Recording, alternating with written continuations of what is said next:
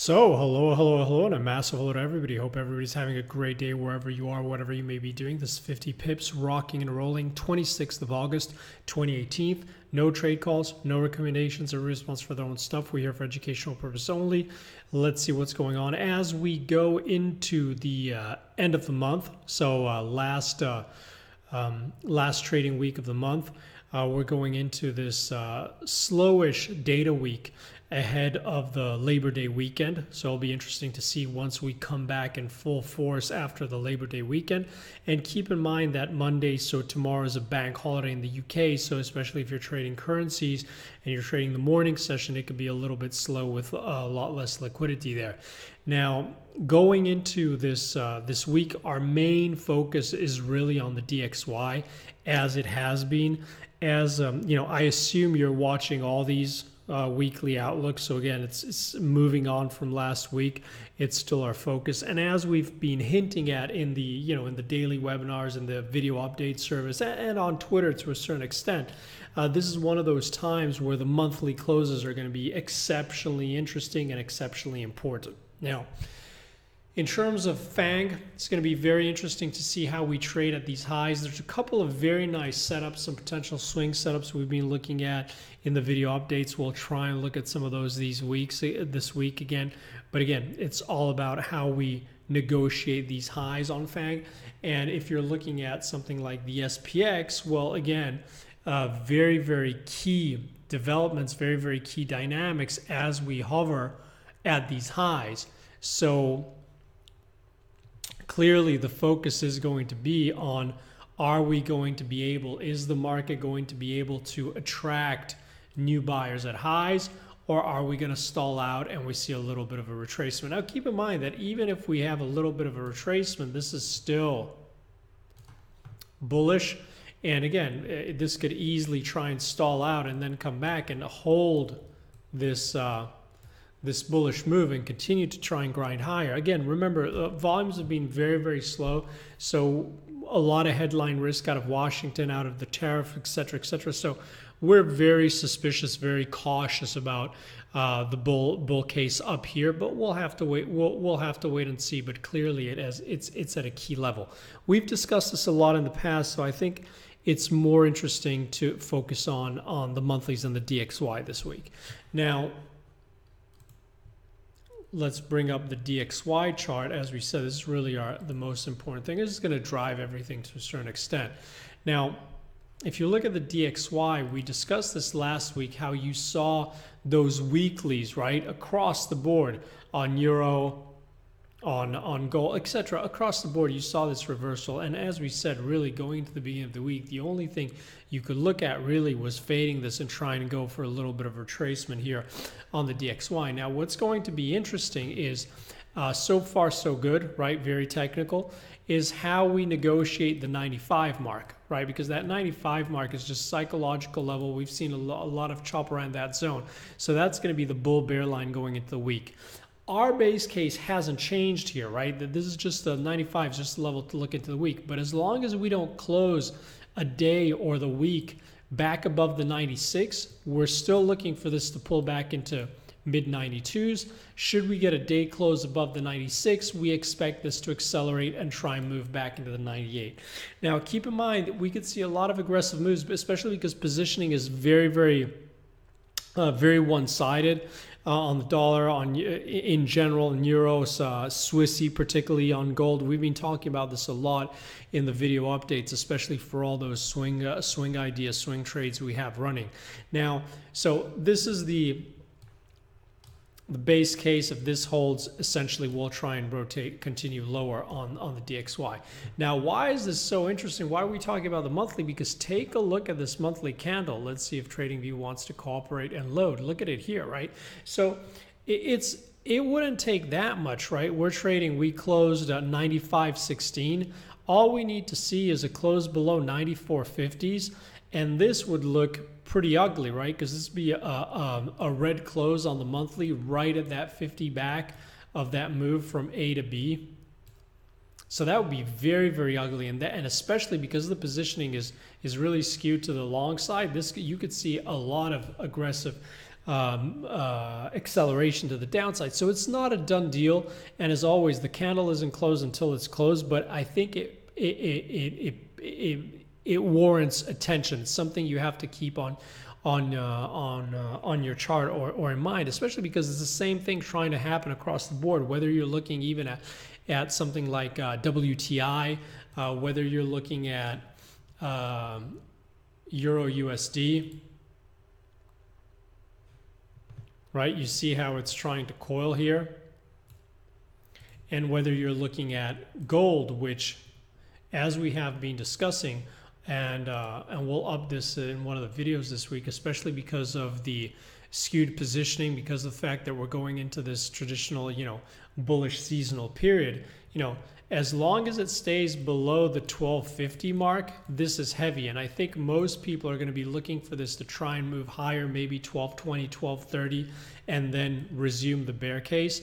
But this positioning is so skewed here that all we need to do, in our opinion, is clip above the 1250s. And this could get pretty ugly for the shorts to the upside, because there are a lot of shorts that need to cover. What a lot of people forget on these charts when you see this really skewed position is that the market has to rebalance, right? When the longs have been riding huge profits, sooner or later there are just no more buyers in the market. There's an exhaustion of buyers, and those longs have to realize their profits, so that then you get all those sell orders that are coming into the market. You get tactical traders, you get aggressive traders coming in, playing on, and the same time to the same way to the short side, right? If the market only goes down or goes down in an extended period of time in an aggressive fashion, it's not a question of if, it's just a question of when. Sooner or later, you're going to get that snapback. So again, it pays to keep an eye on these monthlies, because they could really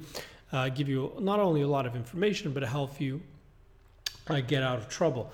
Now, a lot of people were asking specifically about the euro, and the euro, our base case hasn't really changed on euro, and so far so good, right? We were talking about this weekly close, and what we said here is it was still heavy. As normally some people would want to get long here on the weekly close, stop below those lows, looking for the acceleration higher. The way we were looking at this, even though we thought you had a strong bull case because of the the DXY and the dollar against everything last week, we preferred to be a little bit more cautious and say we wanted to see it print back above those 1500s, right, to stabilize. And then when we got into that 1500 to 1550, that was the zone where we were more than willing to play, right? And here what's happening is essentially, here we go, right? It manages to make its way back inside the 115, which was a previous support, which should have acted as strong resistance, right? If this move was for real, at least in the short term. You got the covering and it starts to hold above. So once it holds above, it gives you a very nice asymmetric risk reward, because if this is no longer holding and it's going to act as support again, well, even the buys into that zone, you can hold a fairly tight stop below that day low. And especially once it starts closing above the 1550, well, you got about 50 pips risk here. But if we're going to move all the way back to the opposite side of the range, the opposite side of that ECB range, well, the risk reward is very, very interesting on our trade. So in the same way we're looking at those highs, or that around that 96 level on the DXY here, our base case hasn't changed. As long as we don't get a day close or a week close below the 115 on euro, we still expect this to try and rotate back higher towards this whole 118.50 zone. There's no big change to the moves we've discussed on Swissy, on a lot of these. Now, another one which is interesting, is going to be interesting, is Aussie. If you remember, we discussed that last week, and what we said is keep an eye. So we've been stuck inside this range, right? And even though it's very heavy, everybody's getting very, very excited to the short side. You say you have to pay attention here. You have to pay attention to this weekly close. Now, despite the fact that during this week, because of all the political shenanigans we've been seeing out of Australia, Aussie did get hit hard, right? towards the end of the week, look at it on, just go back and look at it here on this weekly. How's this looking? Right? How's this looking? Again, nothing has to happen, but we would be very, very cautious about wanting to stay aggressively short here, because even though all the news flow and everything's telling you to get short, well, the chart to us is telling us unable to find new buyers at lows.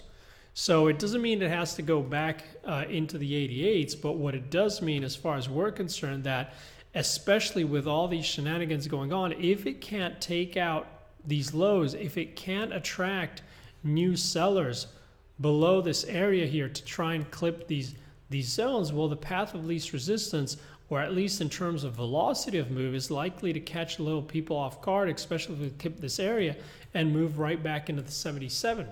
That's probably the move that would surprise most people. So if you're looking at that in terms of the of the whole DXY complex, it makes sense. Now, again, a lot of people writing in on yen also, no big change to what we discussed on yen, but we reiterate, if you're looking at yen to have a feel for gold, you're wasting your time right here. That gold yen relationship, as we said, that gold's got a new dance partner, right? And it's no longer yen. So don't look at yen. You need to keep an eye on USD CNH, right? On the yuan. And you can see this has been moving pretty much. Yeah, that's been the key intraday. Once you see the roll coming, that means you can be aggressive on those DXY swings on gold. This is really what's moving it, and that's the focus. And again, we discussed this last week. Look at what happened on the weekly. It's fairly rare, right, to see this kind of action, this kind of close, especially ahead of a really strong level on the weekly, and to not get some kind of follow through. Now, does it mean it's going to go down? Well, it's too early to tell, but what it is telling you is once you see this kind of candle, you don't blindly get aggressively long here. If anything, you're selling any rally. And what's interesting in this whole context of the DXY is, yet again, yes, you guessed it, take a look at the monthly. Look at what the monthly is going to look like, right? So it doesn't have to play out, but what these monthly, go back on your charts and in general on any instrument, and when have you seen this kind of monthly, right? Look at the DXY. The point is, it's not a pattern, it's not a formation, it's not a candle close that comes by that often, and they tend to be important. The market's trying to tell you something. So what we're trying to say is, whether it's giving you a trade signal, whether it's giving its opportunity, at the very least, it should give you a warning sign if they actually set up properly to not stay stubborn.